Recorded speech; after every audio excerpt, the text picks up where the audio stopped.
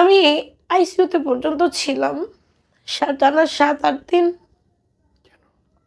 আমি ঘুমের ওষুধ খাইছিলাম।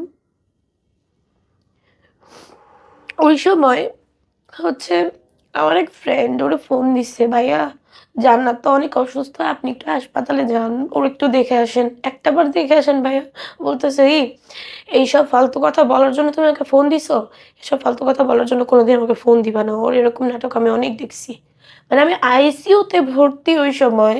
মানে আমার মানে মরা অবস্থা। ওই সময় সে বলতেছে যে, "ওর এরকম নাটক আমি অনেক দেখছি। এসব ফালতু কথা বলার জন্য আমারে ফোন দিও না।" আমি যখন একটু সুস্থ হই বা আমাকে যখন বাসায় আনা হয়, তখন আমারে বলতেছে, "জান্নাত তুই ওর থেকে দূরে সরে যা।" আমার ফ্রেন্ড বলতেছে, "তুই ওর থেকে দূরে সরে যা। তুই আইসিইউতে ছিলি।"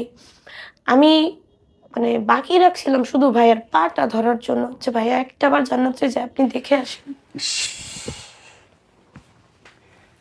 আমি তারপরেও কেন জানি আমি তারপরেও কেন জানি ওর প্রতি এতটা পরিমাণের পাগল ছিলাম, এত পরিমাণের পাগল ছিলাম যে ও আমাকে ইগনোর করছে, ও আমাকে এড়ায় চলছে। জানার পরেও আমি ওরে ফোন দিতাম।